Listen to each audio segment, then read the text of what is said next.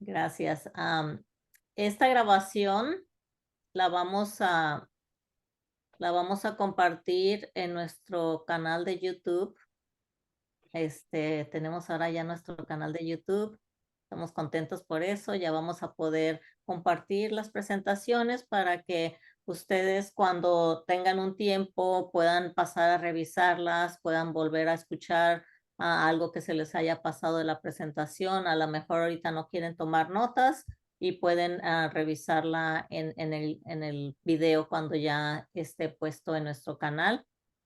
Ah, Estas son nuestras redes sociales, como nos pueden encontrar en Facebook, Instagram, como Ives Torres Foundation.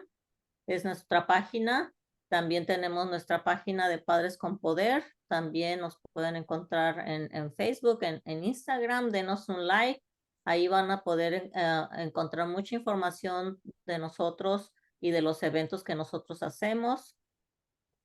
También tenemos nuestro grupo de apoyo, grupo de apoyo privado. Es un grupo de apoyo por Facebook donde compartimos información para todos los padres, recursos. Hay muchas organizaciones que nos comparten recursos. Todos son bienvenidos a compartir recursos. Nada más nosotros los vamos a revisar que sean de acuerdo a lo que nosotros estamos apoyando, que es educación especial, servicios para personas con discapacidad, todo lo referente al área de la discapacidad. Es bienvenida la información. Tenemos información para diferentes condados. No nada más es el condado de Riverside, tenemos para condado de San Bernardino, tenemos para Fresno, tenemos para Los Ángeles, incluso para México también. Entonces, es bienvenido y agradecido que compartan información, recursos que tengan con nosotros, porque muchas familias se pueden beneficiar de esa información. Y pues ahora también ya tenemos nuestro canal de YouTube. Entonces suscríbanse a nuestro canal. Nos van a encontrar como Ives Torres Foundation. Denos like a nuestros videos y suscríbanse y van a poder ver los talleres que nosotros estamos presentando mensualmente. Van a poder pasar y revisarlos. Y pues tener la información, si, como les decía, si ahorita no quieren tomar notas, después pueden pasar y revisar el video. Nuestro siguiente evento, tenemos un taller de tecnología en diciembre 1. Ese va a ser en la ciudad de Corona y va a ser en persona.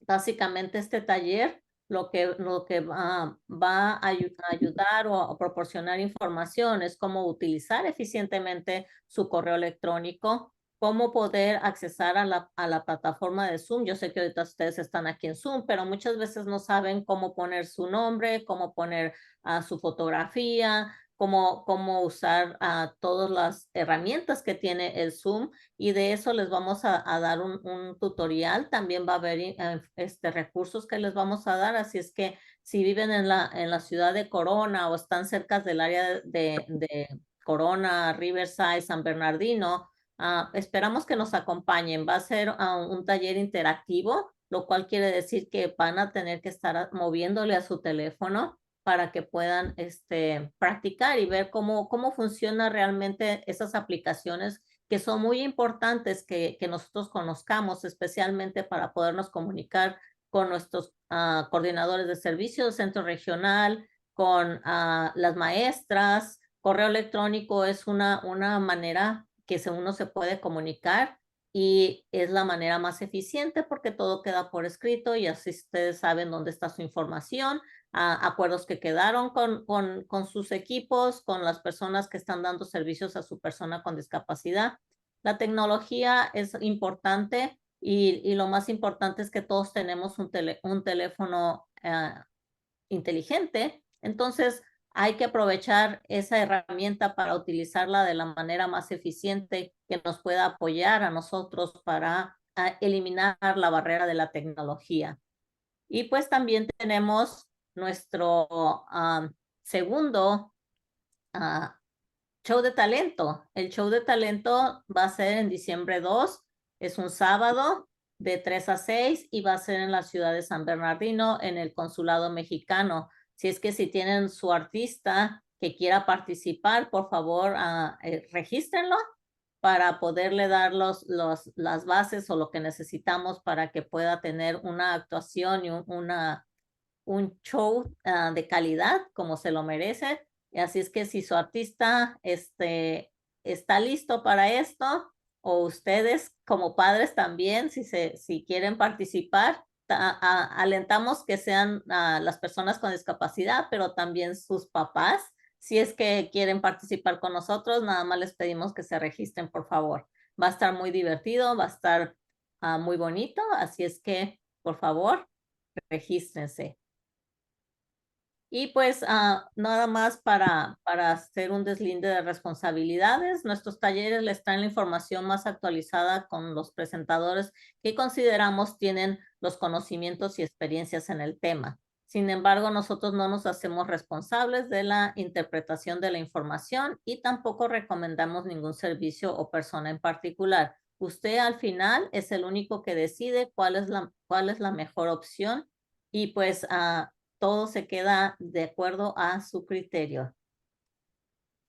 Para algunas reglas para este taller, para tener un objetivo de comunicación más claro y más efectivo, les pedimos que seamos honestos, compartir abiertamente y con honestidad, mantener la curiosidad sobre el contenido, los demás y de ustedes mismos. Quiere decir esto que si estamos participando, seamos participantes activos, mantener un balance, tomar espacio y hacer espacio. ¿Qué quiere decir esto? Que si estamos tomando un tiempo para hacer preguntas, también tenemos que ser respetuosos en darle la oportunidad a otras personas para que hagan sus preguntas o sus comentarios. Seamos respetuosos, todos tenemos opiniones diferentes y eso no quiere decir que sean opiniones equivocadas, simplemente son diferentes y tenemos que respetarlas así. Mantenerlo aquí. Lo compartido aquí se queda aquí. ¿Qué quiere decir que lo compartido aquí se queda aquí? Lo que se comparte, cuestiones personales se quedan aquí, pero lo aprendido aquí se tiene que ir afuera. Compártanlo con otras familias, todo lo que aprendan, todos los conocimientos que adquieran, por favor, compártanlos con la comunidad que ustedes conozcan. Y pues, muchas gracias. Ahora los voy a dejar con nuestro presentador del día de hoy. Nuestro presentador del día de hoy, su nombre es Víctor Hugo y él es psicólogo y tiene un máster en educación y desarrollo humano, pero yo le voy a dejar a él que hable un poco más, pues él es el experto de él que nos hable más de quién es él y el tema que nos va a desarrollar el día de hoy. Adelante, Víctor. Buenas tardes. No sé si notaron como tuvo un bajón de luz. No sé si me pueden esperar 2 minutos para reiniciar la computadora, porque Claro de que hecho me sí. sacó de la computadora y me conecté rápido con el teléfono para notificarles. Ok, sí, sí vi que te desapareciste. Dije, oh, no se me pudo haber ido tan pronto. No, no, ya estoy reiniciando la computadora. En 2 minutos estoy de regreso con la computadora, por favor. Ok, gracias, bienvenido. Sí, me da el permiso nada más para compartir nuevamente. Cierto.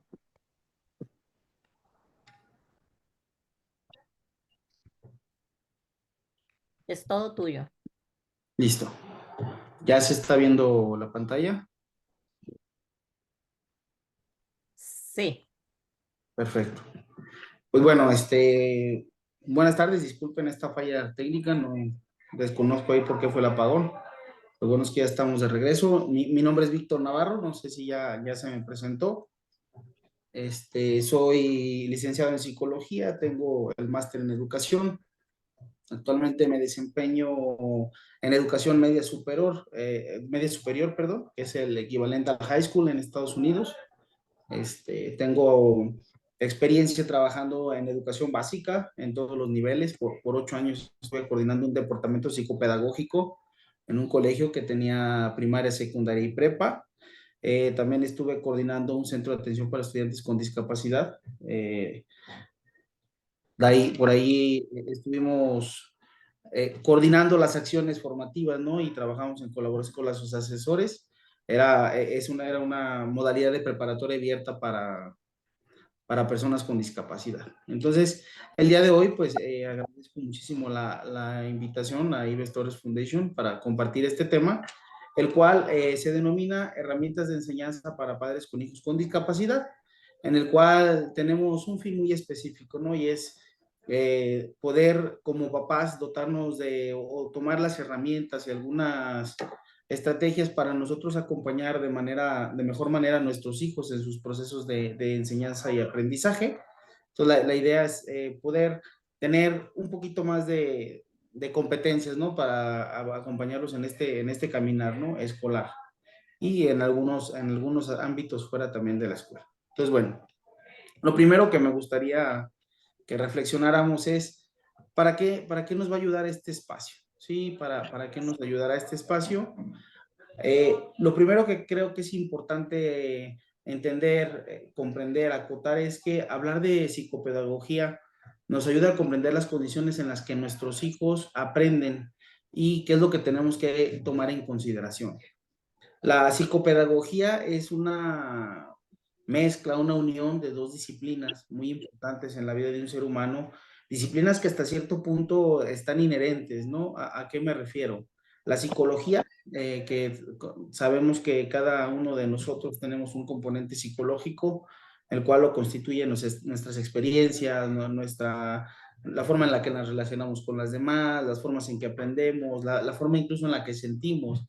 Y la parte de la pedagogía, que es la parte que se encarga de cómo enseñar, ¿no? O la ciencia de que se encarga de cómo enseñar a enseñar. Entonces, la relación que tiene la psicología y la pedagogía, en la psicopedagogía, pues es básicamente ayudarnos a comprender lo que debemos de saber de una persona, o en este caso de nuestros hijos, para poder tener un mejor acompañamiento en sus procesos de enseñanza. Alguna de las consideraciones que nosotros debemos de tener en el ámbito psicopedagógico, pues es, por ejemplo, la edad y la etapa de desarrollo en la que se encuentran nuestros hijos.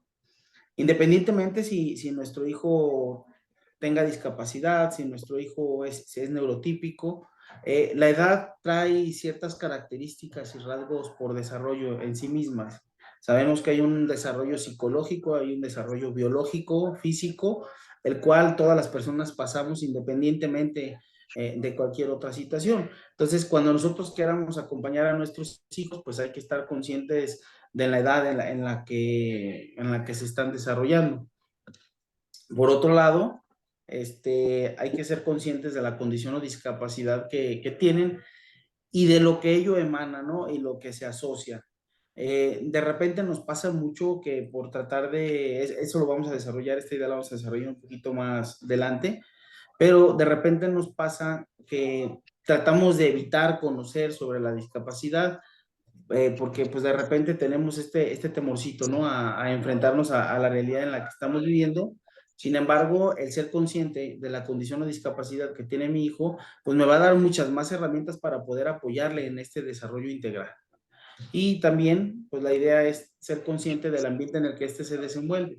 El ambiente es un factor determinante y en cierto grado condicionante. ¿A qué quiero llegar con esto, no? Un buen ambiente, un ambiente adecuado, un ambiente apto, un ambiente saludable, va a permitir y va a favorecer que nuestros hijos tengan un mejor desarrollo, que tengan un mejor proceso de aprendizaje y un ambiente poco favorable o incluso desfavorable puede truncar, ¿sí? El ambiente hace referencia desde el espacio físico en el que mi hijo está, hasta incluso a las personas con las que interactúa, ¿no? Entonces, hay que estar consciente y tomar en consideración el ambiente en el que se desenvuelve. Y por último, pues la forma en que mi hijo interactúa con este ambiente y con este entorno. ¿Por qué? Porque definitivamente tenemos que aprender, y bueno, ahorita vamos a desarrollar a profundidad estas cuatro ideas, pero sí tenemos que ser conscientes de cómo mi hijo habla y se comunica con las personas, interactúa con los objetos que tiene a su alcance, incluso las facilidades que el ambiente le brinda para poderse desarrollarse y desempeñarse de manera adecuada y satisfactoria. Pero yo creo que lo primero, pues que nosotros o muchas veces nos cuestionamos, y esto es una generalidad de los padres, es cómo ayudo a que mi hijo aprenda. Yo creo que este es uno de los retos que nos enfrentamos todos los que tenemos hijos, independientemente de si tenga o no tenga una condición de discapacidad, porque no somos o normalmente no nos formamos para formar o no nos formamos para enseñar. Incluso los que estamos en el campo de la docencia, mucho nos enfrentamos al hecho de que cuando las primeras veces que vamos a impartir una clase o vamos a dirigir o coordinar un proceso de enseñanza y aprendizaje, replicamos las formas en que nosotros aprendimos cuando fuimos estudiantes, cuando fuimos alumnos, cuando admiramos a algún maestro, alguna maestra. Entonces, como papás incluso replicamos tratar de reforzar lo que nosotros vivimos, pero realmente no nos formamos para poder ayudar de manera óptima a nuestros hijos. Y no estoy diciendo que sea algo que tengamos que tener, por eso estamos aquí, ¿no? Para aprender todos, tanto ustedes de lo que yo les pueda aportar y yo de ustedes, pero la idea es que nosotros tomemos estas herramientas para poder ayudarlos de mejor manera.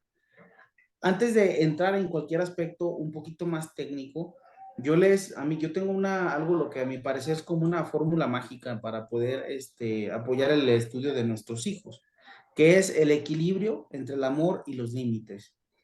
Tenemos que Nuestros hijos se tienen que sentir amados, se tienen que sentir acompañados, se tienen que sentir comprendidos, tomados en cuenta, reforzados, y siempre deben de tener la certeza de que los papás que estamos, o los padres, estamos ahí para apoyarles de forma incondicional en pro y para favorecer su desarrollo y su sano crecimiento. Y por otro lado, nuestros hijos tienen que saber qué deben hacer y qué no deben de hacer, qué es correcto y qué no es correcto, qué es la parte de los límites. Yo soy consciente que vivimos en un mundo donde el tema de la moralidad se ha ido haciendo un poco más relativa, se interpreta el alcance de las conductas, ya no se considera igual de correcto o incorrecto las mismas cosas hace 5, hace 10, hace 20, hace 40 años. Sin embargo, a mí me gusta manejar este tema mucho desde la perspectiva de lo que maneja la ética, en este caso de Aristóteles, ¿no? No vamos a hablar de ética aristotélica, pero sí la maneja a un nivel de lo que es el bien común, ¿no? O sea, obviamente transgredir los límites de otras personas es algo que no está bien en ningún contexto. El hecho de tomar una acción que lastime a otra no está bien. Entonces, nuestros hijos deben de aprender de límites y encontrar el equilibrio entre ambas, no caer en excesos, ¿no? No podemos ser unos papás, unas mamás demasiado rígidos, donde todo el tiempo es sobre reglas, haz esto, haz el otro, lo tienes que hacer así, lo tienes que hacer así, pero tampoco podemos mimar y amar todo el tiempo, porque entonces lo que nosotros interpretamos como un amor en exceso nos va a llevar a ser papás o mamás permisivos, que caemos en déjalo, está chiquito, y los límites, pues también esta parte de querer tenerlos muy rígidos y truncar un poco su autonomía en el desarrollo. Entonces, ahora sí que el equilibrio es un trabajo de práctica, es un trabajo diario, pero el equilibrio entre el amor y los límites es clave para que nuestros hijos puedan formarse de manera integral y de manera sana. Entonces, otra vez, ¿no? El equilibrio, nunca los excesos. No significa que amarlos muchísimo está mal, por supuesto que no hay que amarlos muchísimo, pero también cuando merezcan una reprimenda, una llamada de atención, hay que hacerlo. Con amor, pero hay que hacerlo, porque entonces estoy enseñando, mira, te amo, pero no puedes quebrar esto, te amo, pero no puedes golpear a la persona. Entonces, y encontrar la forma adecuada y óptima de hacerle ver que es algo que a largo plazo es por su bien. Y la cuestión aquí más interesante es que una persona que padece una discapacidad, y aquí haría énfasis en una persona con discapacidad intelectual, también se le tienen que establecer límites, ¿no?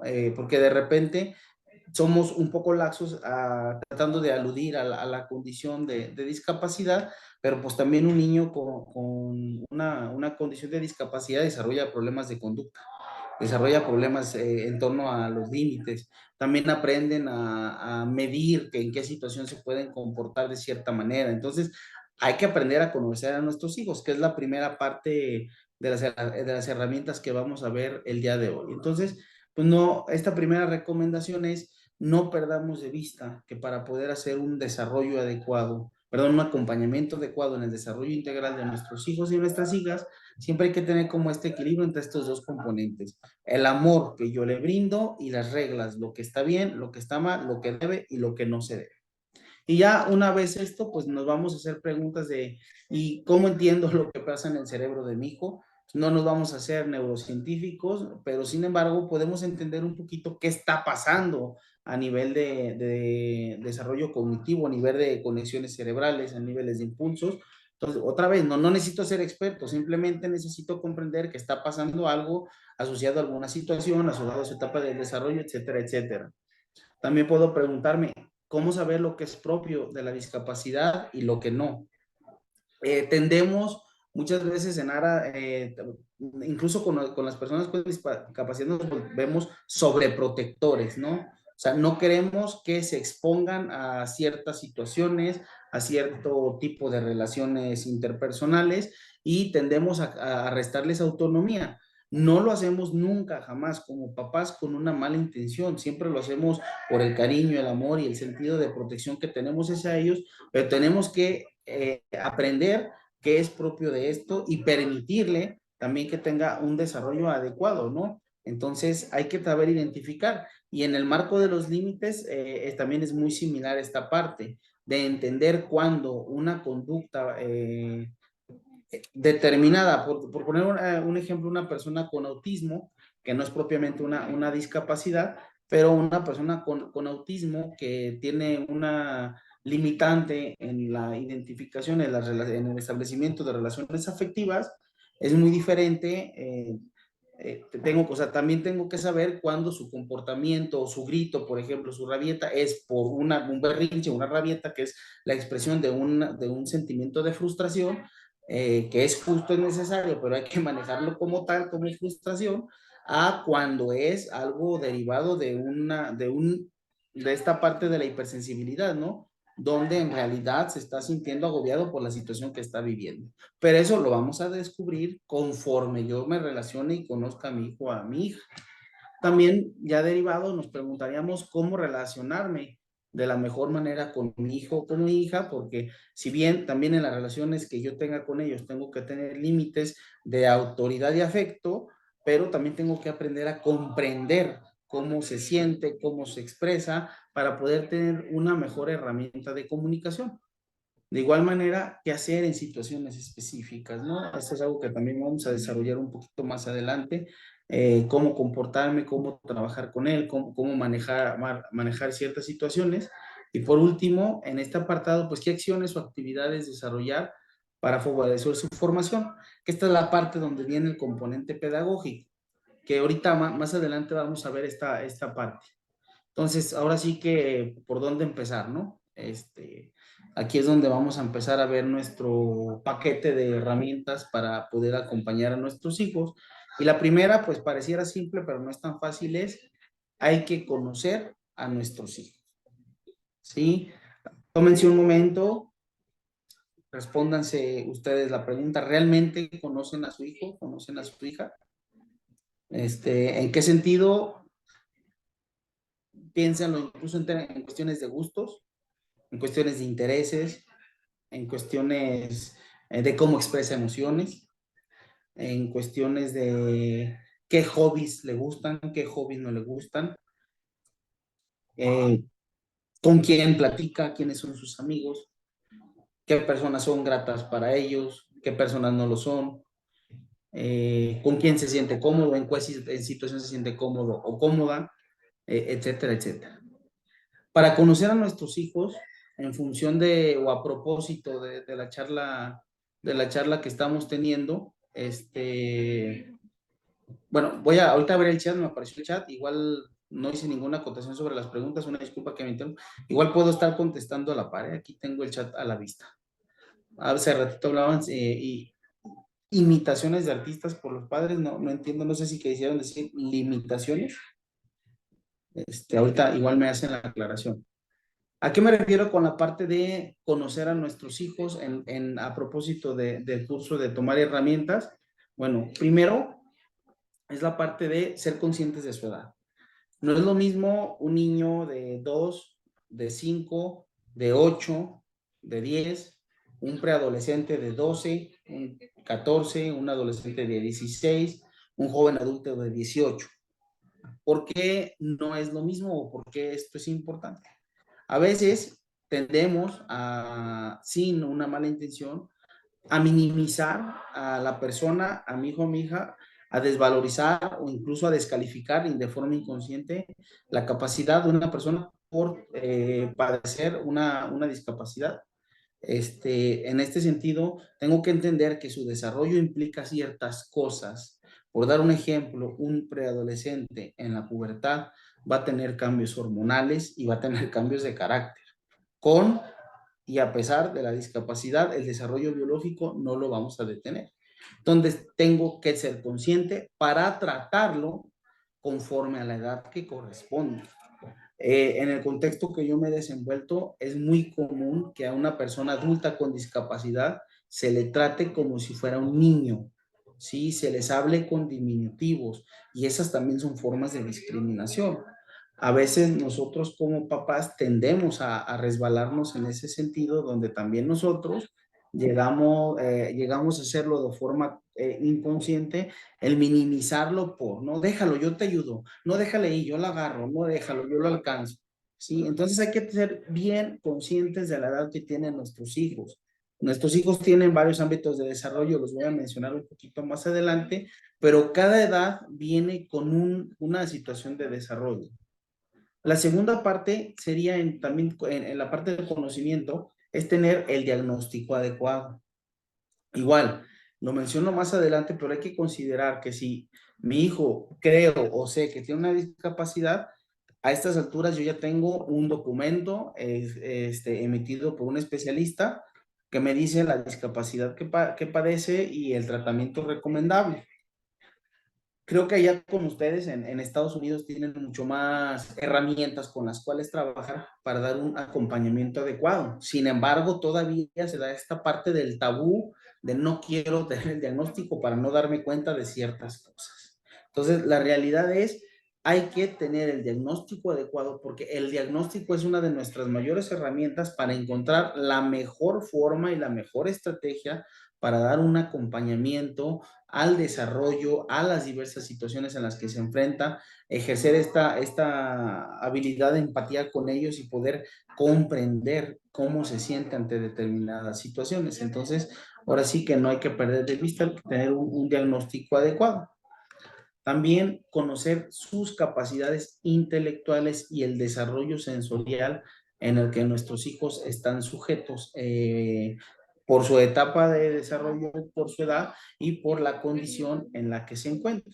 ¿Por qué? Vamos, en discapacidad intelectual no tengo que caer en el exceso de sobreexigirlo según mis expectativas, que es incluso un error muy común que cometemos los papás también de hijos neurotípicos, de yo espero que se comporte de cierta manera y por eso le exijo al donde yo creo que le debo de exigir, sin considerar las limitantes, que una limitante no debe de tener una connotación necesariamente negativa, pero sí me refiero a que no puedo exigirle más de lo que puede dar, porque también lo voy a estresar, lo voy a frustrar y probablemente pueda ser un generador en disminución de lo que sí puede dar, ¿no?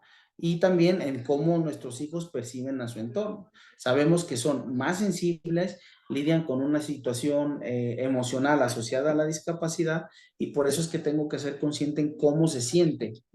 No hay que perder de vista que todas las personas, siempre el primer impulso que nosotros sentimos o, sí, o experimentamos, que es lo más correcto, es la cuestión emocional, ¿sí? Y derivado de las experiencias, vivencias y condiciones que tenemos, es como tenemos esa experiencia sensorial, entonces, bueno, emocional y después sensorial, y tenemos que conocer cómo es que nuestros hijos responden ante determinadas situaciones. También tenemos que saber cómo está en su área social y en su área afectiva. En el entendido que todas las áreas que se mencionan o que he mencionado al momento, si bien se dan como, se mencionan de forma aislada, están interconectadas. O sea, el individuo, a mí me gusta hacer mucho esta analogía, ¿no? Es como el cuerpo. Podemos decir, tenemos manos, tenemos brazos, cabeza, espalda, panza, pero todas son partes del ser humano. O sea, al final de cuentas, siempre que nosotros pensamos en función del ser humano, lo pensamos de forma integral, no lo pensamos por partes. Y una parte necesita otra. Nuestras manos son súper importantes para nuestras partes de psicomotricidad y lateralidad, ¿no? Entonces, de una extremidad, valga la redundancia, un órgano externo, pues tiene relación con el desarrollo de nuestro órgano más importante, que es el cerebro.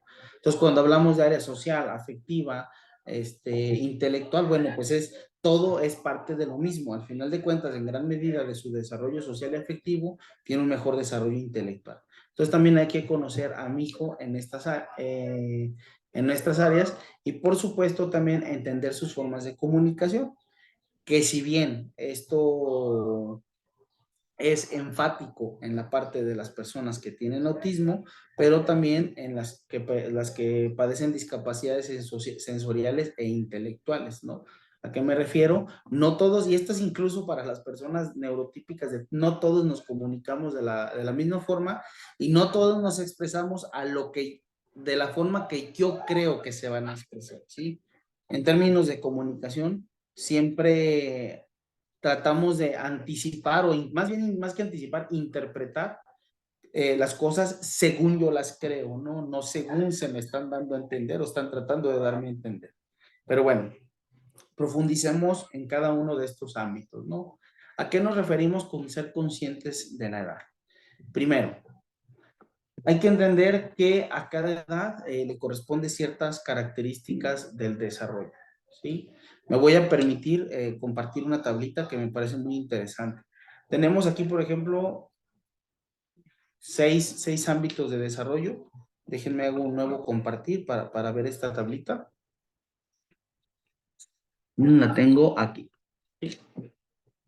Me dicen si la están viendo.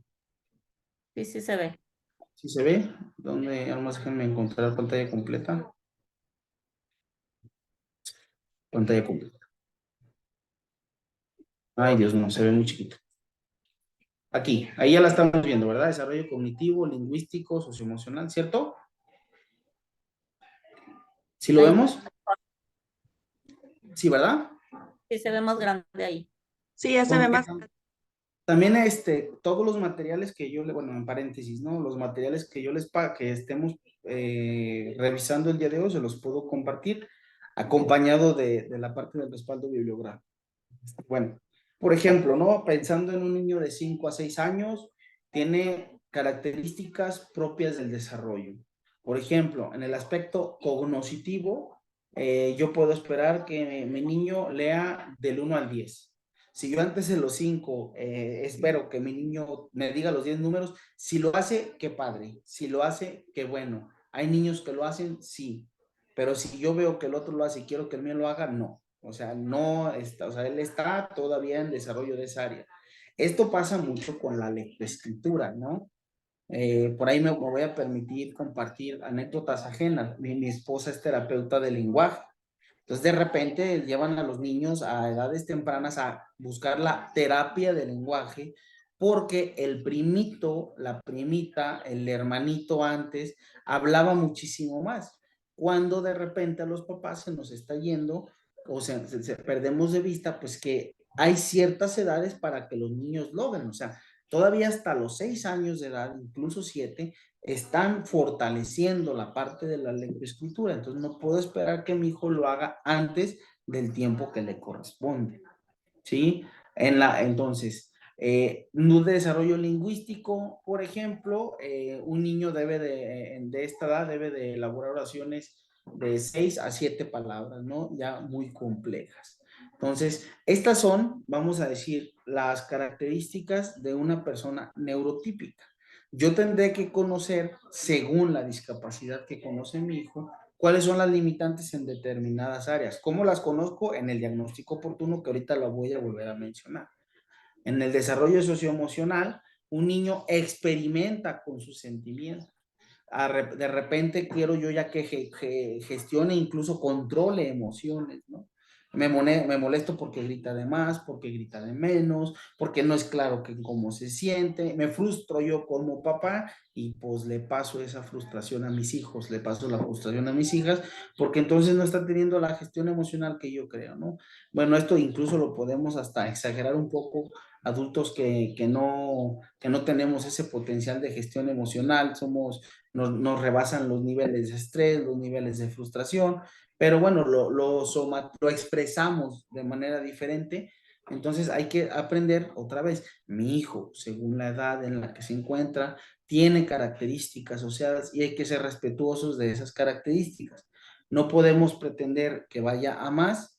En caso de que haya menos, es la parte donde nosotros nos empezamos a ocupar para que podamos tratar de regularizarlo, ¿sí? Pero no porque no se trata de cumplir con un estándar y tienes que llegar al estándar en tiempo determinado, sino se trata de encontrar las herramientas para estimularlo y que vaya logrando esas escaleras o esos niveles de desarrollo óptimos según su edad y según lo que le permite la condición de discapacidad. En la cuestión adaptativa y física no cambia, ¿no? Agreguemos la parte del desarrollo biológico, pues que también es medular, ¿no? En la parte de cómo se comportan, cómo se relacionan. Porque el desarrollo biológico incluye o se relaciona directamente con temas de comportamiento, temperamento y carácter. Entonces, hay que ser conscientes que nuestros hijos, según la edad que tienen, pues tienen características asociadas y características específicas. Y a esto le agregamos las características acompañadas por el diagnóstico que se le está emitiendo a nuestro hijo. Y en cuanto a tener un diagnóstico adecuado, ¿a qué nos referimos? Nos referimos a, primero, es importante tener claro la discapacidad de mi hijo o lo que esto, o la hoja, perdón, disculpen la falta de redacción, o lo que conlleva tener una discapacidad. Específicamente con autismo, que es con el autismo, que es con las personas con las que más me ha tocado trabajar. Sabemos de las principales tres características o las principales tres áreas que se ven afectadas, ¿no? Que es la parte de expresión emocional, la parte de la comunicación, entonces, y la parte de cómo se relaciona socialmente. Entonces, no podemos nosotros pretender tener un hijo súper social, si sabemos que la discapacidad es una de las mayores limitantes que presenta. ¿Puede desarrollar mejores formas de socialización? Por supuesto. Yo tengo un amigo que tiene Asperger. Yo soy ajedrecista, me encanta el ajedrez. Actualmente presido el club de aquí de mi localidad, y afortunadamente me ha tocado relacionarme con una cantidad muy diversa de personas. Y mi compañero que tiene Asperger, pues es un adulto, es funcional, es docente de secundaria, él ya tendrá 40 años de edad, y es una persona altamente funcional y 100% autónoma. De joven tenía muchas limitaciones sociales, pero seguramente, y no tengo la menor duda que tuvo un acompañamiento adecuado por parte de sus papás, que también favorecieron la autonomía, porque me ha tocado ver el otro caso, padres de personas que tienen, en este caso estoy hablando específicamente de una discapacidad intelectual, donde estaba yendo al centro que les comentaba, que es de educación media superior, y cada vez que se iba a presentar un examen, conocimientos que obviamente no era bajo la misma dinámica que una persona del sistema regular, la mamá evitaba que ella hiciera los exámenes porque si es que no sabe, es que no puedo. Y yo le decía, señora, es que ni siquiera permite usted que su hija lo intente. O sea, también ella tiene todo el derecho a equivocarse, frustrarse, fracasar y encontrar las formas para recuperarse conforme a su comprensión de la realidad, conforme a su cognición. Es más, ni siquiera en ese caso, esta chica o la niña, o bueno, no era una niña, perdón, era una chica, ya era una jovencita de 16 años, ni siquiera experimentaba la frustración como la mamá. O sea, para la mamá, el hecho de que la niña presentara un examen y reprobar era wow, o sea, es que cómo va a reprobar, ¿no? Y la niña era, bueno, pues ni modo, maestra, lo intentamos para la que sigue, o sea, tener un afrontamiento al resultado esperado muy diferente al de la mamá. En su momento, y la verdad no lo digo de dientes para afuera, perdón, tenía incluso mejores herramientas para enfrentar la frustración, ¿sí? Un último caso para poder seguir avanzando, otro estudiante que estuvo inmerso en escuela regular, tenía limitaciones intelectuales, tenía una discapacidad intelectual leve, podía ser funcional con ciertas adecuaciones curriculares, o sea, los maestros le adecuábamos el cómo le evaluábamos, los trabajos que entregaba, las criterios de evaluación, los niveles de exigencia. El joven empezó a acreditar sus asignaturas por su propio esfuerzo. Claro, no era un estudiante de dieces, siempre tenía sus áreas de oportunidad, las cuales él mismo estaba trabajando, él mismo estaba mejorando. Cuando terminó el ciclo escolar, su papá se frustra porque reprobó una materia, reprobó específicamente matemáticas, ¿no? Si entre nosotros, personas que somos neurotípicas, tenemos un área que yo, por ejemplo, yo, Víctor Navarro, para mí las matemáticas y la física en preparatoria y en secundaria fue decimos acá en México, mi coco, ¿no?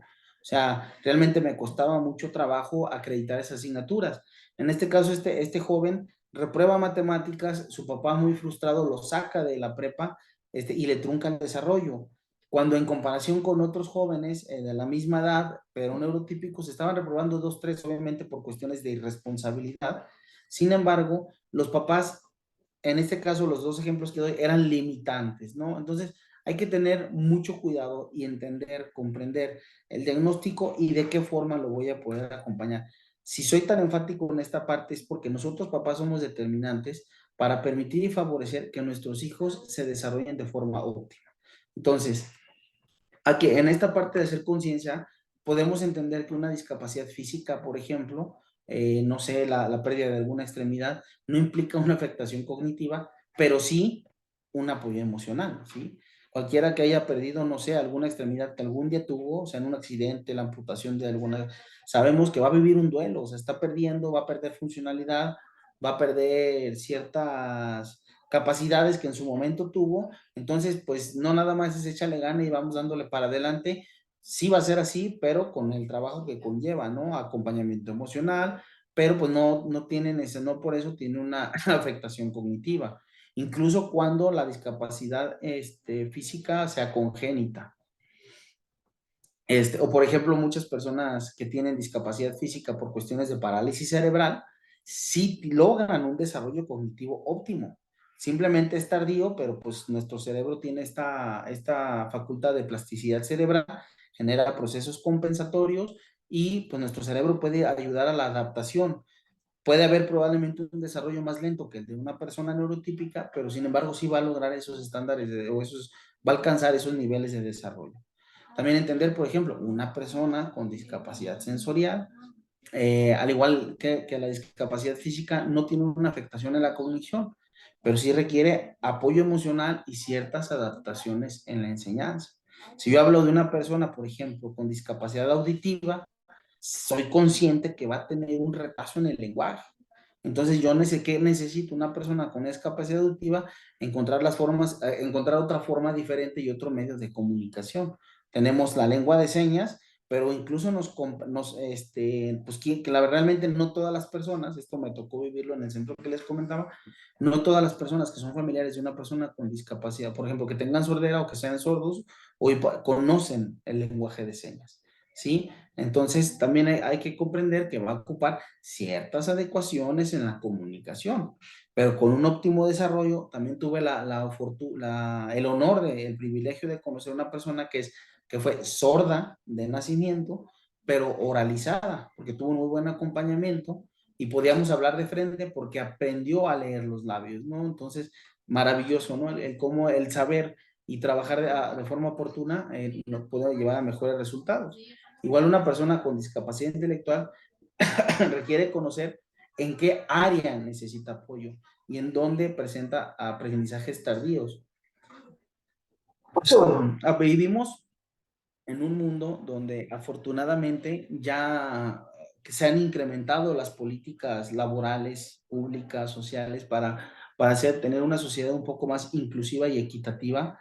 Y sabemos que una persona con discapacidad, una persona con síndrome de Down, puede trabajar en muchos contextos y desarrollar funciones, no sé, de atención al cliente, ya sea en una recepción, directamente en un restaurante.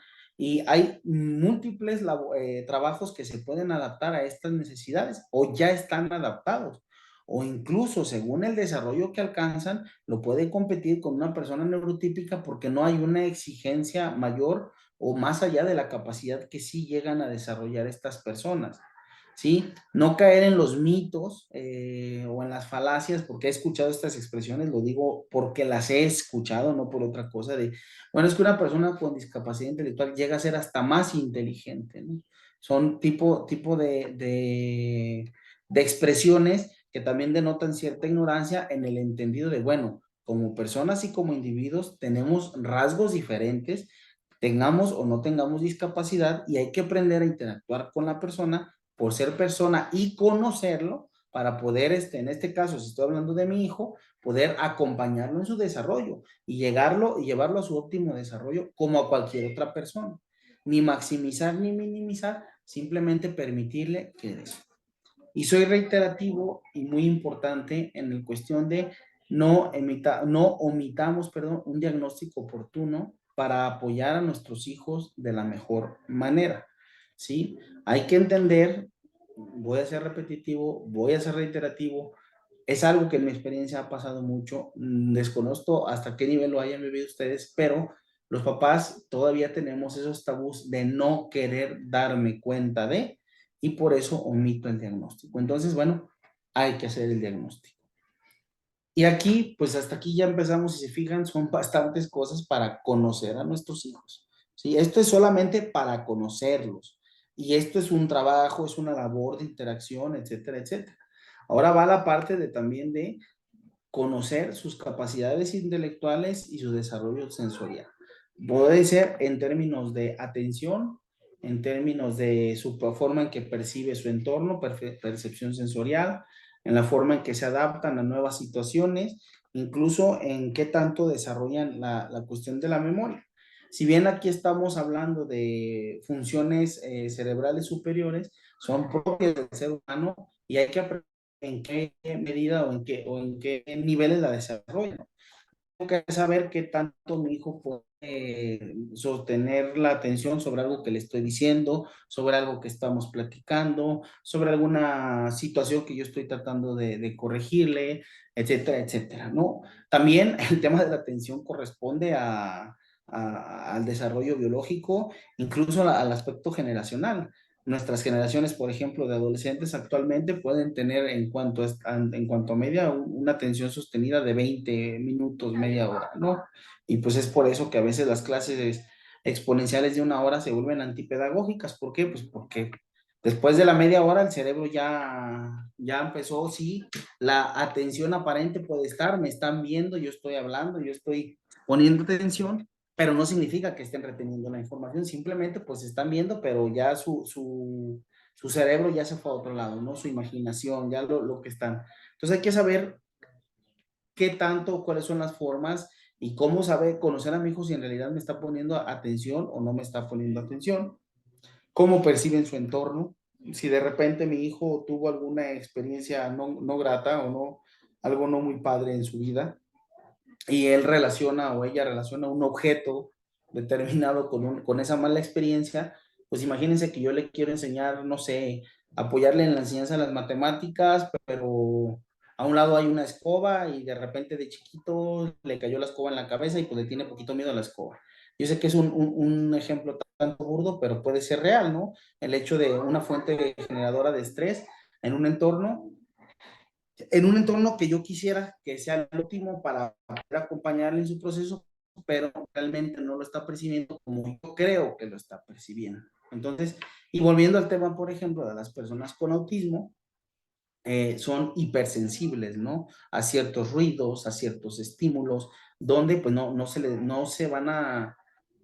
no les va a favorecer esta hipersensibilidad si yo no controlo los estímulos de su entorno. También hay que aprender cómo se adaptan a nuevas situaciones, cómo interactúan con las personas, valga la redundancia, cuál es la forma en la que ellos establecen una relación interpersonal, ¿no? cómo se comunican, etcétera, etcétera. Y en cuanto a la memoria, sobre todo alusivo al tema de la discapacidad intelectual, entender qué tanto puede retener, no sobresaturar.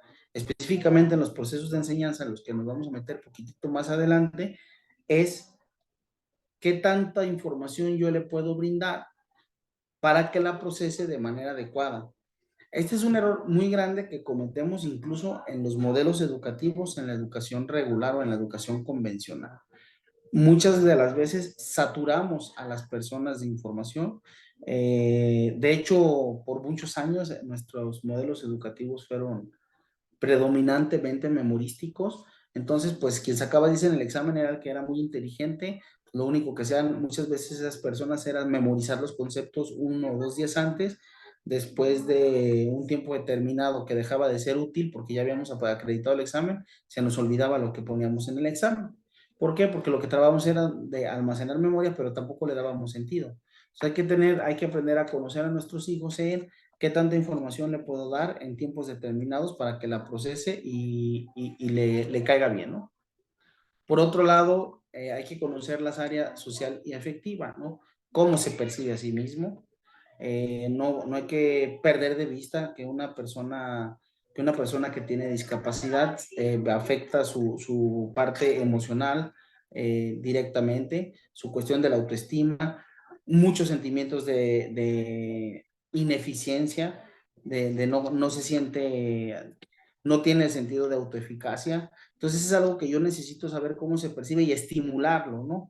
Y si a eso le agregamos las partes que en su momento mencionaba de le exigimos conforme a mis expectativas y pues nunca van a dar las expectativas, él va a creer, se va a apropiar del estigma de porque tengo una discapacidad, no soy capaz de hacer X o Y, ¿sí? Pero eso nos pasa a todos, ¿no? Si el día de ahorita, si ahorita yo detengo y les digo, ¿saben qué? Párense todos y vámonos volando, pues absolutamente ninguno de nosotros lo vamos a hacer.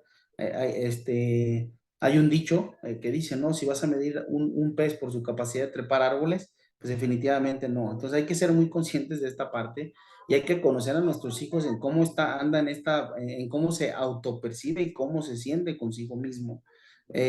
Muchas de las veces lo perdemos de vista, ¿no? Porque damos por hecho ciertas cosas, pero hay que estar muy atentos a sus comportamientos, a sus conductas, a cómo se desarrolla, cómo se desenvuelve, etcétera, etcétera, etcétera. De igual manera, hay que conocer la parte de la comprensión emocional, ¿no? Cómo es que nos perciben a nosotros. Las personas con discapacidad siempre tienden a desarrollar un lazo afectivo más fuerte con quienes son sus cuidadores, con quienes están más cercas, quienes los acompañan. Entonces, imagínense, yo, mamá, papá, soy su principal cuidador y de repente me agarró de malas, pues no va a ser lo mismo que yo le saque la lengua que se la saque alguien más, porque para ser mucho más significativo que yo, quien lo cuida, lo acompaña. De repente me exalté y espérame, ¿no? Y probablemente fue un espérame que le digo a cualquier persona y no pasa nada.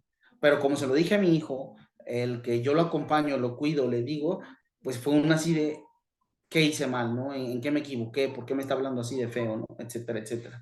Entonces hay que conocer a nuestros hijos en este ámbito también, las formas o las maneras que comparten o no las situaciones. Específicamente, hablando incluso de compartir objetos, específicamente con las personas con autismo, tienden a centralizar mucho su atención. Los niños en etapas tempranas tienen esta parte de este objeto es mío, no lo voy a compartir. Todos los niños. Ahora, una persona, ya sea con autismo o con discapacidad intelectual, desarrollan un sentido de propiedad más agudo. Entonces, hay que nosotros ser cuidadosos en si mi hijo quiere compartir, sean objetos o incluso compartir tiempo con ciertas personas. No siempre aceptan a cualquier tipo de personas. Si las personas neurotípicas no es que seamos súper sociales y somos selectivos en con quién nos relacionamos, pues una persona con discapacidad, en la discapacidad intelectual nos vamos a los extremos, ¿no? O nos vamos a la parte de que se vuelven un poco menos sociales, o nos vamos a la parte que los vuelve vulnerables, que se vuelven sociales de más. Y es también porque nosotros tenemos que estar como ese foquito de alerta para evitar aquí, bueno, no es tema, pero evitar situaciones de abuso, ¿no? En esta parte. También hay que aprender a desarrollar empatía. Actualmente me salgo un poquitito para regresarme, nomás voy a dar una vuelta con el tema. La empatía es incluso una competencia requerida en el mundo profesional, ¿sí? La tecnología ha venido a restar, a minimizar y a mermar la capacidad de empatía. ¿Qué es la empatía? ¿Qué es la empatía? Es la capacidad que tiene una persona para reconocer y comprender las emociones en otro individuo, ¿sí? De hecho, esto es una habilidad que desarrollamos por ser animales sociales, pero la hemos ido perdiendo poco a poco con el uso excesivo, no con el uso nada más, con el uso excesivo de los dispositivos, porque perdemos esa sensibilidad de interacción. De hecho, muchas de nuestras generaciones de niños y jóvenes se vieron afectadas por el encierro de la pandemia, porque por 1 o 2 años dejaron de interactuar con otras personas. Los adultos no lo sentimos porque ya habíamos interactuado toda una vida, pero los niños que estaban, son las edades donde construyen las relaciones más significativas, sí se vieron afectados en esta parte. Entonces, nosotros hay que desarrollar empatía con ellos y ver cómo ayudar a que ellos desarrollen esa empatía desde la condición que ellos tienen, pueden desarrollar en mayor o en menor medida la capacidad de entender el entorno, o más bien entender las personas con las que interactúan en su entorno. Y nosotros hay que ser empáticos con ellos, también para tratar de comprender sus niveles de frustración asociados o relacionados a situaciones específicas, que pueda ser desde la interacción simple y cotidiana hasta cuando yo lo tengo en alguna situación concreta escolar o en alguna situación concreta deportiva, etcétera, etcétera, etcétera. Y por último, en esta parte del área social y afectiva, hay que reconocer la intención con la que nuestros hijos hacen o no hacen, ¿no? Que es esta parte también de la capacidad de abstracción, interpretar conductas. También hay que ver cómo es que ellos se relacionan. De hecho, esto está muy relacionado con la parte de los límites, porque como puedan lastimar a alguien sin intención porque quieren jugar y juegan de manera brusca, como que son conscientes que pueden ser bruscos y se los van a permitir por esta parte de la discapacidad. Entonces, hay que entender también ellos cuándo interactúan de formas determinadas para poder identificar de qué manera voy a hacer esos acompañamientos. Y en cuanto a la parte de conocer a mi hijo y entender la forma en que se comunica, la comunicación es todo un arte, en todas las personas. Voy a hacer así como una síntesis rapidísima. En circuito de la comunicación hay un emisor, yo ahorita soy el emisor, yo soy el que estoy expresando un mensaje con un apoyo visual, hay un receptor, que en este caso son ustedes que están del otro lado del cable, ¿verdad? Me voy a poner bien noventero cuando había teléfonos con cable, y ustedes están recibiendo la información a través de la escucha. Aún así, hay una cuestión bidireccional. Yo aquí en camarita puedo ver la respuesta que yo tengo de sus expresiones. No necesitan hablarme, no necesitan escribir en el chat, yo estoy viendo una respuesta automática. Esto nos habla que la comunicación siempre es bidireccional, va y viene en todo momento. Siempre que las personas interactuamos en cualquier contexto, siempre va y viene la comunicación. Yo digo y tengo una respuesta, sea verbal, sea no verbal, sea a través de la gesticulación, la postura, etcétera, etcétera. Le agregamos lo divertido que somos los individuos, porque todo, como dice, hay un dicho, ¿no? Que cada cabeza es un mundo. Entonces, ese mundo nos da pautas para interpretar lo que me están diciendo, ¿sí? Yo digo algo y estoy siendo interpretado desde el mundo de la persona que me escucha y viceversa. Cuando me tengo esa respuesta, verbal o no verbal, yo la interpreto desde lo que yo creo en mi mundo. Entonces, es todo un arte la comunicación. Entonces, pues con nuestros hijos hay que agudizar esas habilidades porque hay ciertas discapacidades que vienen con complicaciones y limitaciones en el lenguaje. Entonces, si hablamos, por ejemplo, de personas que traen un desarrollo del lenguaje tardío, hay que garantizar, por ejemplo, que no existan problemas de lenguaje asociados al desarrollo biológico antes que nada, ¿no? Porque de repente que el frenillo, que la lengua, que la posición de los dientes, para poder establecer una buena comunicación en términos verbales. Ahora, cuando hay un retraso del desarrollo del lenguaje, de que no habla o no está hablando, hay que hacer una valoración médica para yo poder garantizar que no existe alguna limitación orgánica y ya después, ahora sí, entender y tratar de entender la forma de comunicarse de mi hijo o de mi hija según la condición que padece. Específicamente, por ejemplo, una persona con discapacidad intelectual, una persona con síndrome de Down, una persona con autismo. Una vez que nosotros tenemos la garantía de que no existen problemas físicos, orgánicos, pues hay que tratar de identificar el significado que le da a las palabras y la entonación. Aquí un caso de una persona con autismo, era un autismo, pues era grave, un nivel 3 si mal no recuerdo, y pues realmente las palabras que utilizaban eran limitadas, utilizaba una sola palabra para referirse a casi todo. Lo que cambiaba era la entonación, cuando era un estímulo agradable, cuando era un estímulo desagradable, cuando estaba expresando emoción, cuando estaba expresando, perdón, euforia, cuando estaba expresando frustración, era la misma la palabra con distintas entonaciones y acompañadas de la expresión no verbal. Entonces, en esta parte de lo no verbal, por ahí dicen que que el 80% de la comunicación que tenemos las personas es no verbal. Expresamos con el cuerpo, expresamos con el rostro y pues muchas veces en los adultos funcionales neurotípicos tenemos que buscar la congruencia entre estos tres niveles de comunicación, ¿no? El verbal, no verbal y lo que es la entonación que se conoce como comunicación paraverbal. Entonces hay que nosotros conocer esta parte de nuestros hijos, ¿no? Cómo es que se expresan y cómo es que lo expresan. Esta primera herramienta, dicen, bueno, ¿y cómo la agarro? Aparte de esta pequeña aportación conceptual que le estoy haciendo, pues con una interacción constante y adecuada con nuestros hijos. O sea, yo no puedo pretender conocer a mis hijos en un libro, ¿eh? O sea, esta es la parte divertida, esta es la parte de, ay, mira, y fui a un curso, gracias que están aquí, felicidades, estamos dando un paso hacia adelante, pero el siguiente paso es yo tengo que interactuar constantemente tratando de conocer a mis hijos, brindando este denominado tiempo de calidad. No, tiempo de calidad no implica 1 hora, 2 horas, 10 horas, no significa un tiempo específico, significa que la relación que tengamos sea genuina, sea adecuada y nos dé estas pautas para yo poder conocer y profundizar en cómo, en todos estos aspectos que acabamos de mencionar.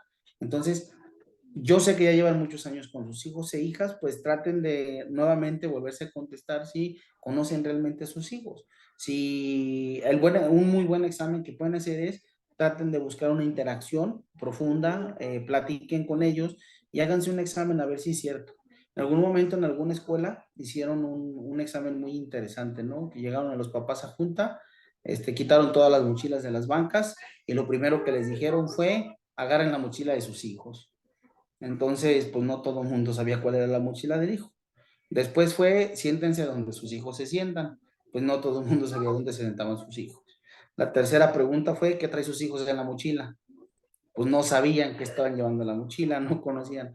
O sea, de repente los papás estamos tan inmersos en nuestra dinámica, no está mal, ¿eh? O sea, al final de cuentas tenemos que elaborar, tenemos que hacer las actividades cotidianas, pero pues sí de repente nos perdemos en la inercia y dejamos de conocer a nuestros hijos, dejamos de comunicarnos, incluso en cuestiones de discapacidad, estamos tan metidos en hacer gestiones de los apoyos que les podemos brindar que se pierde de vista al individuo, o sea, no estoy centrado en mi hijo, estoy centrado en el proceso administrativo y pues me lo llevo así como que cupo, ¿no? Incluso pues aquí incluyen a sus otros hijos, ¿no? A veces nos focalizamos tanto en mi hijo que tiene una necesidad por condición de discapacidad y pierdo de vista a los que en apariencia no me están exigiendo esa atención. Y pues si soy papá, mamá de 2, 3, 4, bueno, ya 4 actualmente son familias grandes. Hashtag yo tengo una familia de 4. De repente se nos pierde de vista por estar focalizado en el que en este momento está requiriendo mi atención. Entonces, van a conocer a sus hijos, van a poder tomar esta primera herramienta que es constante, o sea, tiene actualizaciones casi cada 6 meses, si hablábamos de un software, porque nuestros hijos constantemente están en desarrollo, ¿no? Entonces, una vez que ya tomamos esta primera herramienta, pues ahora sí nos podemos entrar en la parte de ¿y cómo lo ayudo? ¿Cómo lo enseño? ¿Sí? Entonces, ahora sí, pues nos vamos a la parte de hay que definir qué es lo que le quiero enseñar y qué quiero que mi hijo aprenda, ¿no? Si el propósito es tomar herramientas para poder enseñarle, pues ya con el respaldo que ya tengo de conocer su parte afectiva, su parte sensorial, su parte de comunicación, ya estoy preparado para ahora sí, ¿no? Esta es mi capacitación previa antes de llegar al aula. El aula es la situación de comunicación con la que voy a tener con mi hijo y qué quiero que aprenda. Y obviamente cuando digo meta de aprendizaje, que si bien si es algo, es un término técnico de la educación, no necesariamente en casa yo lo tengo que tener así, o sea, la respuesta es ¿qué quiero que aprenda? Probablemente yo quiero tomar este taller para enseñarle algo académico, ¿no? Quiero enseñarle a leer, a sumar, a restar, quiero enseñarle algo de historia, quiero enseñarle algo de ciencias naturales, no sé, el sistema solar, no sé. Pero también esto me funciona pues para enseñarle un hábito, ¿sí? ¿Qué es un hábito? Pues algo que yo quiero que mi hijo haga, que hacia adelante, quiero que recoja su cuarto, quiero que se cambie de ropa, quiero que se meta a bañar, quiero que se lave la boca, quiero que me ayude a recoger la cocina, quiero que me ayude a limpiar la casa, o sea, quiero que haga ejercicio, quiero que lea, quiero que, no sé, cualquier hábito que ustedes le quieran enseñar a sus hijos también es un tema de aprendizaje, ¿no? Incluso quiero enseñarle alguna cuestión emocional, que sea empático, que se exprese más. Eh, Todos los papás de adolescentes lidiamos o lidian con la parte de, es que no sé, no me dice cómo se siente, no me expresa, y pues ya estoy yo bien frustrado, ¿no? Porque mi hijo no me está compartiendo, no me está compartiendo cómo se siente. También se vale yo querer enseñarle esta expresión emocional, que aquí si hay regla de oro, ¿no? Pues yo también tengo que intentar expresar las mías si quiero que mi hijo exprese. O también que quiero enseñarle una forma de relacionarse. Sí, quiero que mi hijo aprenda a reconocer lo que es una relación positiva de una relación que no le va a favorecer, aprenda a relacionarse con personas que le van a hacer un beneficio, aprenda a establecer relaciones porque no se relaciona con nadie, también aprenda a cuidarse a sí mismo, a alejar a las personas que le pueden representar un daño o amenazar su integridad física. Esto es algo que no, pues, yo sé, tampoco es tema, pero no debemos de perder de vista. O sea, las personas con discapacidad intelectual son las personas o son sujetos más vulnerables a un abuso sexual. Tenemos que extremar precauciones y enseñarles de autocuidado, ¿no? Incluso también una enseñanza es modificar cierta conducta, ¿no? Hablábamos el tema de los berrinches hace un rato, la rabieta, todos los niños, todavía adolescentes, incluso los adultos nos emberrinchamos, ¿eh? Me gusta decir la diferencia entre cómo nos emberrinchamos los adultos y cómo se emberrinchan los niños es que los adultos se emberrinchan de forma racional, somos pensantes, encontramos una justificación racional para mis acciones. Entonces siempre te encontramos una causa y hacemos todo un constructo para lograr lo que queremos. Los niños pues no tienen esas herramientas tan complejas, patalean, gritan, avientan cosas, etcétera, etcétera. Agreguémosle la parte de la discapacidad, pues tienen menos herramientas para un control de impulsos o una adecuada gestión emocional. Entonces también modificar la conducta es una posible enseñanza, ¿no? De hecho ahorita, al ratito ahorita en la lámina vamos a ver un ejemplo tocante a esto. Entonces, para dar una meta de aprendizaje, ¿qué es lo que le quiero enseñar a mi hijo? Deben de existir como dos elementos. Primero hay ciertas condiciones y después ciertos momentos. Eh, Voy a ejercer en la parte de los momentos un poquitito técnico, pero es un tema que no me gusta dejar de lado, ¿no? Como educador y formador, a mí como papá me ha servido bastantísimo, pero por eso se los menciono y voy a tratar de ser explícito. Primero, ¿en qué condiciones? Primero hay que saber que todo aprendizaje implica un tiempo. Les voy a explicar. Bueno, voy a tratar de darme a explicar. Yo soy maestro de ajedrez, ¿no? Entonces, el ajedrez tiene la base, el ajedrez tiene un fundamento que muchas veces cuando decimos principios o fundamento creemos que es algo rápido, ¿no? Así como, mira, para enseñar a escribir, agarra el lápiz con estos dos dedos, lo pones en la hoja y haces el trazo simbólico. No, o sea, para un niño que está aprendiendo a saber escribir, sabemos que es toda una labor de psicomotricidad fina. Entonces, yo no voy a pretender, cuando de repente yo creo, mis maestros de ajedrez, de repente llegan a una clase, o sobre todo cuando están iniciando, y les enseñan los principios. ¿Va? Mira que este es el tablero, estas son las piezas, se mueven así, esta vale más, esta vale menos. Los niños, sí, clase de hora y media, y los niños encantados, jugaron bien ese día. Llegan al siguiente día y ya no se acuerdan de los maestros, pero ya se los había enseñado. A ver, lleva un tiempo. Y o sea, ahorita que vemos los momentos, vamos a ver un poco más. un referente de ese tiempo, pero yo no puedo adelantarme. O sea, si yo le quiero enseñar algo a mi hijo, no hay mucho tiempo, no hay poco tiempo. Es el tiempo necesario para que mi hijo aprenda algo, desarrolle un nuevo hábito, para que mi hijo modifique una conducta. Las cosas no pasan de la noche a la mañana. Papás, no caigamos en ese error que caen nuestras nuevas generaciones, que ya desarrollamos un sentido de inmediatez, porque si yo ahorita quiero investigar algo, pues lo googleo en el celular y pum, me salen 400 páginas de información y creo que ya lo tengo.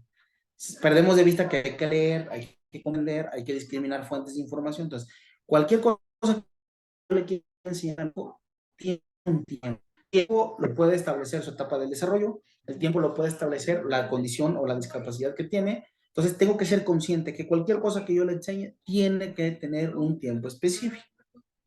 Otra condición es que tengo que designar un lugar adecuado, ¿sí? En términos de berrinches, yo sé que lo menciono mucho y no es porque tenga hijos berrinchudos, es porque es muy, muy ilustrativo. Yo en casa no le enseño a mi hijo a que no grite cuando está frustrado. Yo a mi hijo no le enseñé que cuando yo le diga, hijo, contrólate, siéntate ahí, en esto, o sea, cuando yo no le enseño de límites, no, pero cuando estamos en el mall haciendo las compras, que mi hijo expresa frustración, en ese momento mis niveles de frustración están altos porque se lo quiero enseñar en ese momento. Primero no fue el lugar y no lo hiciste en su tiempo. Hay que aprender a lidiar con la rabieta de una forma que después en casa me tengo que acordar a que lidie con esa conducta, a que gestione sus emociones, ¿sí? El lugar adecuado, por ejemplo, cuando la conducta pone en riesgo algo relacionado al fuego, algo relacionado a cruzar una calle, porque si no aprende a cruzar la calle, pues lo pueden atropellar. Si no aprende a que si la pelota se le va a la calle no debe de salir a correr. Bueno, no se lo voy a enseñar cuando esté el momento. En ese momento lo tengo que detener. A ver, espérame. Y ya después le explico y en la casa hacemos, me doy el tiempo en un lugar, en un contexto seguro para enseñarle. En cuestiones menos graves o menos extremas, como los ejemplos que estoy poniendo, deme un minuto, perdón, no me cuelguen porque me están haciendo ruiditos aquí atrás.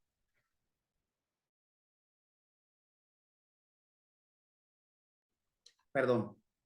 En un caso un poquito menos radical, en un ejemplo, pues el tema de la enseñanza de los contenidos, ¿no? Aprender a sumar, restar, leer, escribir, un poquito de historia, un poquito de ciencia, a interactuar con la naturaleza, lleva también tiempo y tiene que tener un lugar específico. Yo no se lo voy a enseñar en el parque donde haya mucha algarabía, y el niño quiera estar jugando. O sea, si el niño está en el parque donde hay otros compañeritos con pelota y quiere jugar, pues no me voy a poner a darle una clase. Tengo que estar en el lugar idóneo para que mi niño, mi hija, mi hijo, mi adolescente pueda aprender algo. Entonces, y por último, pues hay que encontrar las formas y los métodos, ¿no? Las formas y los métodos dependen mucho de lo que ya hablamos de allá, del conocimiento que tenga mi hijo, de la condición, de la forma en que nos relacionamos. Hay familias, por ejemplo, que manejan tonos de voz muy distintos, hay unos que hablan muy bajito, hay otros que son más acelerados, hablan más alto. Entonces tengo que encontrar la forma adecuada para poder hacer esa transmisión y que me lo comprenda. En términos de comunicación es en el código y entonación adecuado para poder transmitir, sea cual sea el aprendizaje. Recuerden que yo puedo enseñar muchas cosas, hábitos, contenidos, modificaciones de conductas, etcétera, etcétera. Entonces, hay que tener como que estas tres condiciones para poder enseñar algo con mis hijos, ¿no? Hay que tener un tiempo, un lugar adecuado y las formas y métodos más óptimos para que mi hijo o mi hija aprenda algo nuevo. Y ahora sí, cuando me refiero a los momentos y a los niveles de aprendizaje, bueno, hay una teoría, esto sí lo tengo que decir, se llaman taxonomías del aprendizaje. La taxonomía, el término taxonomía viene principalmente de las ciencias de la naturaleza, que es una clasificación. La más común que nos encontramos en la escuela es la clasificación de los seres vivos, ¿no? En las taxonomías del aprendizaje es lo que hacen es clasificar e identificar los momentos en que las personas aprendemos. Esta taxonomía, que es la taxonomía de Bloom, plantea que lo primero que hacemos los seres humanos es recordar, asociar lo que estoy aprendiendo con algo que yo ya sé. Cada cosa que yo le enseño, y nosotros ahorita hacemos un ejercicio, ¿no? Lo voy a hacer, esto es un ejercicio que hago en filosofía, pero así lo hacemos aquí rápido, ¿no? Piensen en un caballo, aquí a todos los que están escuchándome, ya todo el mundo pensó en un caballo. Les garantizo que alguien pensó en un caballo blanco, alguien pensó en un pony, alguien pensó en un caballo café, alguien pensó en un caballo. Todos pensamos en un caballo diferente. ¿Por qué? Porque si ahorita les quiero enseñar un nuevo concepto de caballo, lo primero que van a hacer es relacionarlo con un concepto que ya saben. Y esto nos pasa absolutamente a todas las personas. Las personas aprendemos predominantemente, anclamos lo que aprendemos de algo que ya sabemos. Entonces, muchas veces un aprendizaje nuevo implica modificar lo que ya sé. Entonces, tengo que entender que primero vamos estimulando esto de, mira, vamos a ver esto nuevo y esa primera etapa de construcción es relacionar.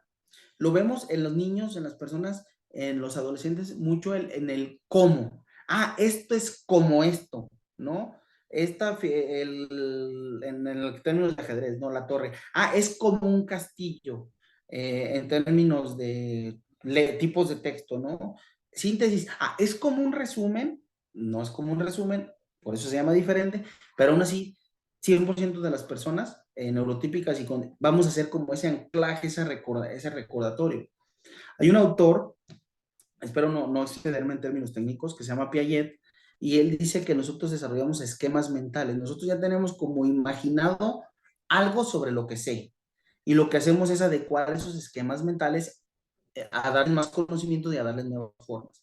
Entonces siempre es esta primera parte, recordar. Después viene comprender, ¿sí? Ok, ya me están enseñando lo que es un nuevo caballo, ahora tengo que comprender a qué se refiere con este nuevo caballo. Entonces, ya recordó, después está tratando de comprender así como que, ok, lo comprendemos según nuestro potencial, según nuestra capacidad, ¿sí? No vamos a tratar de comprender desde algo que no tenemos desarrollado. Entonces, claro que lo que ya vimos en la parte de conocer a nuestros hijos, pues yo tengo que entender y tratar de comprender hasta donde mi hijo puede comprender, pero aún así va a pasar por esta segunda etapa. Para una vez que comprende, pues ahora sí aplicar, ¿no? Vamos a decir que estos tres son como los más comunes y donde nos quedamos. Si yo le estoy enseñando, no sé, el trabajar perdón, puede ser, si hablamos de niños chiquitos, el no quedar un adorno, el de no, yo no tengo que mover el adorno, pues primero mi hijo va a tratar de comprender por qué si tiene forma de figurita y mis juguetes tienen formas de figuritas, no puedo jugar con ese juguete que está ahí en esa mesa. Pues bueno, tendrá que comprender a qué refiere un adorno para después no mover el adorno, que es la parte de la aplicación, ¿sí? Ya recordé que si yo vi un leoncito, un león, un gatito, un huevo, una figura determinada en la mesa, pues yo dije, mira, yo tengo figuras y con eso puedo jugar, aventarlas, hasta morderlas. Entonces ya hice la comparación. Primero, después tengo que comprender que, a ver, espérame, primero este no es mío, este es de mi mamá, este es de mi papá, por eso no quiere que lo mueva. Y después decir, pero ¿por qué no juega con él? Yo quiero jugar con él, si no, pues que me lo preste. Va a comprender que no lo debo de mover. Posteriormente, la aplicación es cuando ya logra esta comprensión, bueno, si el juguete de mi mamá, si el juguete de mi papá es la figurita, es un adorno, no lo tengo que mover, ¿no? Y en ese proceso casi simultáneo, pues la parte de analizar. Incluso ya cuando empiezan a tomar decisiones es evaluar si es pertinente o no llevar a cabo ciertas conductas, ciertas situaciones. Y también no perder de vista, pues la última o el más grande es la parte de la creación, ¿no? Ya este es como el máximo nivel, cuando uno es capaz de generar, en términos de profesionistas o de personas que nos dedicamos a cierta cosa, primero me enseñaron a hacer algo, luego repliqué cómo hacerlo y después me suben de puesto y ahora yo soy el que creo lo que me enseñaron a hacer en un inicio, ¿sale? Entonces, todas las personas que estamos aprendiendo pasamos por estas distintas etapas, ¿no? Y estos niveles de aprendizaje. Un ejemplo de enseñar algo, por ejemplo, cómo enseñar alguna, vamos a hablar de una situación, de una conducta violenta, de una persona con autismo. Toda conducta de cualquier persona inicia con alguna situación específica. Tenemos detonadores. Puede ser el que yo ya sé que llegué aquí donde nadie me dice nada, mis abuelos me protegen, mis papás no me regañan, o llegué a esta situación nueva donde quiero explorar, sea cual sea, ¿no? Toda conducta tiene una naturaleza, un inicio. Entonces, hablamos que hay que trabajar con esa conducta. Si mi hijo en este caso tiene una conducta agresiva, vamos a poner la situación donde están jugando en el parque y mi hijo pues de buenas a primeras, en mi percepción, que estoy acá en la banquita, golpeó a alguien más, ¿sí? Entonces, tuvo un inicio, eso me lleva a comprender que no, y más si yo ya conozco a mi hijo y sé que no es agresivo o agresiva, algo tuvo que ver, algo pasó. Pero ojo con la actitud que yo tomo. Se valida la emoción, mas no siempre la conducta. Porque yo quiero hacer que exprese su frustración, pero no puede ir golpeando al medio mundo, ¿no? Entonces, te sientes frustrado, te sientes molesto, te sientes molesta, está bien, pero no significa que porque te sientas así puedes golpear. Yo tengo que aprender, hay que tratar de comprender qué pasó. Bueno, reforcemos de manera positiva lo que, el comportamiento que sí es deseado y no reforcemos o poner en el no deseado. Si en el momento que mi hijo golpeó, mi hija golpeó, yo estoy enfático en la agresión, a mi hijo, a mi hija le va a quedar esta parte de, ay, o sea, pero entonces se fijó que agredí, no se fijó si me defendí, no se fijó si no me defendí, o sea, se fijó, puso el foco en la agresión. La conducta que se está reforzando es la respuesta violenta. Entonces, ok, ya golpeaste, tratemos de entender qué pasó. Ayúdame a entender. Si la persona tiene la capacidad de lenguaje, pues tendrá que explicarme. En este nivel de explícame, yo ya conozco cómo expresa, yo ya conozco cómo me voy a dirigir hacia mi hijo, a mi hija. Yo ya encontré las palabras para ver, probablemente haciendo analogías. Sí, a ver, si le están trabajando con alguna situación con cuento en la escuela, con cuentos, o sea, enseñanza a través, mediante historias, mediante cuentos. De hecho, hay una herramienta muy interesante que se llama storytelling. A ver, ¿te acuerdas en el cuento fulano de tal, donde el osito, el cochinito se vio? Ese así, o sea, en este punto, obviamente, yo estoy utilizando un lenguaje formal, estructurado, pero lo que yo tengo que hacer es tratar de entender y comprender, según las herramientas de comunicación que yo ya obtuve cuando conocí a mi hijo, que me explique por qué tuvo eso. Entonces, yo centro mi foco en que trate de compartirme por qué hizo lo que hizo, no en lo que hizo, dejándole en claro que no puede estar agrediendo por cualquier cosa. Entendamos, ¿sí? Entonces, hay que establecer límites de la situación. Si de repente, pues sí, fue una respuesta en aparente justificación, se le valida, qué bueno que te defiendas, sin embargo, no te puedes defender así siempre. ¿Por qué? Porque probablemente ahorita estamos con tus primos o no hubo una mala intención del otro niño o se sintió agredido y realmente no lo estaban agredido. Habrá que comprender para establecer ese límite. O sea, está bien que no te dejes abusar, pero probablemente lo primero que... Ven, dime, antes de que tú actúes, ¿sí? Y preferentemente no actúes así porque puedes lastimar a otra persona.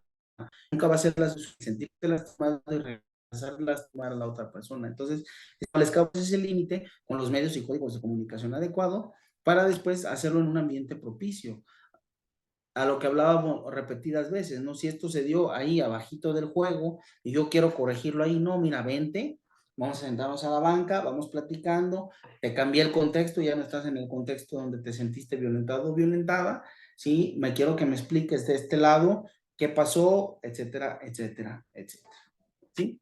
Y hasta aquí vamos bien, ya casi vamos, casi, ¿no? Una parte que es medular en cualquier proceso de enseñanza es la evaluación. ¿Sí? ¿Qué es la evaluación o la verificación? Es lo que haya querido lograr mediante ese proceso. ¿Cómo voy a evaluar? Bueno, si quiero enseñar un contenido, pues probablemente, bueno, de hecho me voy, ¿no? Un ejemplo. Si yo estoy enseñando un contenido, la manera en que yo puedo evaluar o verificar es con el dominio de ese contenido. Si le enseñé sumas, que aprenda a sumar. Si le enseñé a leer, que ya lea de forma constante. Ahora sí que lo tradicional de la escuela. Si yo le estoy enseñando un hábito, pues que haga ese hábito de manera regular. Si yo todos los días, bien, muy bien, te levantaste y recogiste tu cuarto, tendiste tu cama, adelante. Si, mira, terminaste de comer, agarraste tu loza, me la llevaste al fregador, bien reforzado. Y todavía, y puede lavar trastes, bien. No perdamos de vista que tengan o no tengan discapacidad nuestros hijos, son capaces de hacer ciertas cosas, ciertas situaciones, y hay que darle tareas según sus capacidades. Esto lo pongo muy bien en el ejemplo de un niño, ¿no? De repente con el tema de los pañales. O más todavía más atrás, con el biberón, ¿sí? A los lactantes, por ejemplo, ¿qué pasa cuando los niños están lactando? Pues, ya sabemos, los niños lloran para que les cambien el pañal, lloran para que les den de comer, lloran para que los abracen. Entonces, bueno, super labor, sobre todo en mi caso particular de mi esposa, de aprender a identificar esos llantos, ¿no? Yo aprendí poquito, me involucré lo más que puse, pero no tenía esa agudeza como ella, pero toda una labor a identificarlo. Pero desde el niño lactante es muy diferente cuando llora y le pego el biberón, porque no lo estoy permitiendo que se frustre un poquito y lidie con esa frustración desde bebé.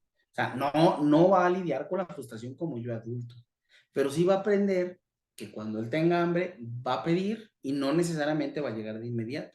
Hay un proceso donde se saca el bibi, se saca de la agüita esterilizada, se le pone la leche, se le pone a temperatura, se bate, se cuida que no, y entonces ya pasaron un par de minutos, ya no recibió lo que quería de inmediato. Entonces, desde ahí, que el niño ya que hizo popó, bueno, si ya está aprendiendo a caminar, mira, agarro a mi niño de la mano, le doy su pañalito, lo llevo al bote de basura, a que tire su pañalito, ¿no? Porque de repente, ¿por qué pongo el ejemplo de los bebés? Porque casi siempre está bebé, ¿no? Está bebé y que no, o sea, ya le estamos enseñando nuevos hábitos. Entonces, ¿cómo evalúo? Identifico un hábito cuando logra ese hábito, cuando hay una ejecución periódica, ¿no? Cuando estamos hablando de conductas, pues ahora sí, con las respuestas a ciertas conductas. Si estamos hablando del estímulo, hablábamos de la conducta violenta, bueno, la próxima vez que ese niño se enfrente a una situación donde se sienta agredido, esa niña probablemente sea que ya lo enseñe cuando ya no responda de manera agresiva y me venga y me comparta que lo están molestando y la están molestando. Entonces, evidentemente tiene todo el derecho de enojarse, pero ya me dio la queja porque ya enseñé que los adultos tenemos más herramientas, bueno, en un contexto ideal, tenemos más herramientas para resolver un problema de esa naturaleza. Entonces, ya para final, en síntesis, en casa, en la escuela. Eh, tenemos como labores diferentes, en el papel formativo de nuestros hijos. Casi siempre es un trabajo en conjunto, pesa mucho más lo que hacemos en casa, ¿sí? Pero bueno, aquí lo puse invertido, me equivoco. En la escuela se hacen En la escuela se hacen los diagnósticos académicos, qué nivel de aprendizaje trae, qué se le quiere enseñar, etcétera, etcétera. Pues en la parte del diagnóstico, en mi casa yo es conocer a mi hijo. Ahí yo estoy ejerciendo un diagnóstico. De hecho, así en paréntesis, estas son las 3 etapas para poder lograr como un aprendizaje completo, ¿no? El diagnóstico, el proceso formativo y la parte de la evaluación. Cuando evalúo es cuando completo, no cuando enseño.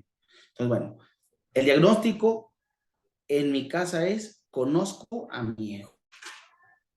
El proceso formativo, el proceso de enseñanza se da a través de que yo establezco lo que quiero y tomo acciones para lograrlo, sea un hábito, sea una conducta, sea un contenido, etcétera, etcétera. Y en la escuela es evalúo, mientras que en casa me doy cuenta si realmente aprendió lo que aprendió. Entonces, algunas recomendaciones finales, ¿cuáles serían? Primero, la formación con nuestros hijos debe ser fundamentada en el amor. Y bajo el amor nos podemos equivocar, pero el principal motivo es el bienestar de ellos. No es porque quiero que sea más inteligente, no es porque quiero que tenga mejor conducta, es porque quiero que le vaya bien en su vida, porque sea una persona exitosa, porque tenga más herramientas para enfrentar la realidad según su discapacidad, etcétera. Pero hay que fundamentarla en el amor siempre. Cuando nuestros hijos se sienten amados, se van a sentir todo el tiempo acompañados, los vamos a dotar de seguridad y los vamos a dotar de herramientas pues, para enfrentarse al entorno en el que se relaciona. Por otro lado, hay que mantener una comunicación constante con la escuela. Si estamos hablando de acompañarnos en su aprendizaje, pasa mucho en personas neurotípicas en la escuela, en educación regular, que de repente ponemos a los papás hasta que son boletas y cartas de calificaciones, ¿no? Pero ¿qué pasó? ¿Por qué? Pues porque no les gustó el resultado. Y en ese inter, cuando se arrimaron a un maestro, a una maestra. Entonces, ejerzan una labor principalmente preventiva, papás, mamás, principalmente preventiva. Hay que actuar antes de que las cosas que no me gustan pasen. Entonces hay que tener una comunicación. Recordar que esta mancuerna formativa pues es clave, ¿no? La escuela y de lo que yo hago en casa y de lo que hago con la escuela. Y si están trabajando con personas de educación especial, pues todavía más, porque me van a estar compartiendo de forma constante el avance que está teniendo, las limitantes, las estrategias, las adecuaciones que tengo que estar en casa. Miren, ahora vamos a trabajar, pero de esta forma diferente, ahora con imágenes, ahora con esto, etcétera, etcétera, etcétera. También hay que alinear los objetivos. Actualmente hay una ruptura muy fuerte entre lo que los papás y los maestros buscan. Se ha vuelto hasta cierto límite una guerra. Hay un chiste muy mexicano, un meme, donde por una parte, hace 50 años, si los maestros le hablaban a los papás, pues los papás y los maestros regañaban al niño. En la actualidad, si los maestros le hablan a los papás, entre el niño y los papás regañan al maestro. La realidad de las cosas, pues hay que alinearnos, ¿no? O sea, no hay que perder de foco. Cualquier proceso de enseñanza formativo, de acompañamiento en desarrollo, pues es en pro de mi hijo, de mi hija, de mi niño, de mi adolescente. Hay que estar en esa sintonía. Tanto escuela como papás queremos lo mismo, entonces hay que trabajar por lo mismo. Entonces, si la escuela me manda a llamar porque pasó alguna situación que hay que atender, pues no es porque traiga algo personal con mi hijo o mi hija, es porque queremos trabajar en conjunto. Y de igual manera, si yo quiero hacer que pase algo, oye, profe, oye, Miss, necesito que me apoyes con esta situación porque en casa me está trabajando y pum, comunicación efectiva. Somos dos frentes para apoyar el desarrollo integral de nuestros hijos. Por último, no forzar a nuestros hijos respecto de nuestras expectativas, que es la parte, me quería hacer yo con esta parte porque es muy importante. A veces nos frustramos porque mis hijos no alcanzan lo que yo espero que alcancen, pero pues, en realidad el que se está equivocando soy yo por esperar algo que ni siquiera sé que tenía que esperar. O sea, dan de cuentas, cada niño, cada niña, cada joven, cada señorita tiene su desarrollo propio a su edad, a su desarrollo biológico, a su situación a su discapacidad. Entonces, tenemos que ser respetuosos de esta parte. No podemos forzarlos, no podemos, otra vez, no podemos hacer que el pescado se suba al árbol. Pero si lo juzgamos para saber nadar, pues es maravilloso. Entonces, permitamos conocer a nuestros hijos para favorecer su desarrollo desde la autonomía, ¿no? Desde sus posibilidades, desde sus capacidades y aprender a acompañar a mi hijo y no querer que mi hijo haga lo que yo espero que haga. Entonces, pues grosso modo es lo que yo quería compartir el día de hoy con ustedes. Y pues abro el foro para si es que existe o hay alguna duda. Muchísimas gracias. Gracias. Antes de que empiecen las preguntas, quería agradecerte, Víctor Hugo. Excelente presentación, me encantó mucho. Y recordarles a los padres que esta presentación va a estar próximamente en nuestro canal de YouTube para que vayan y lo visiten, para que lo vuelvan a revisar. Sé que es un tema que no lo escuchamos muy comúnmente y es algo que ayuda muchísimo. Gracias por traer esta instrucción para nosotros los padres, que a veces pues es lo que nos hace falta para poder apoyar más a nuestros hijos con una discapacidad. Y pues voy a parar de compartir para si tienen preguntas. Tenemos unos 10 minutitos para preguntas.